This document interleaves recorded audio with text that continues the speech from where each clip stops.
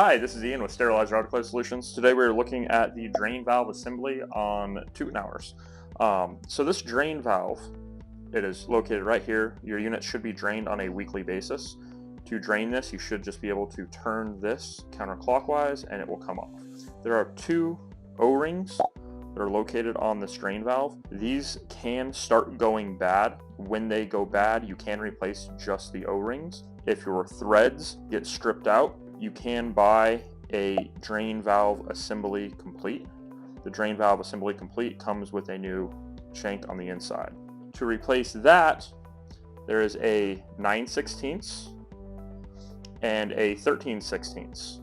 You simply unscrew the 9/16 and then unscrew the 13/16, and this whole assembly will slide out. You can slide in the new one, tighten this back down. If you are only replacing the O-rings, which is typically what happens, I'm going to use a pick, get on the back side of these O-rings and pull those off. Sometimes easier said than done. There's the first one. Got the second one. Going to start putting those back on. These O-rings can wear out, so if you are noticing any dripping coming from the front, once those O-rings are in, this will simply just screw back in.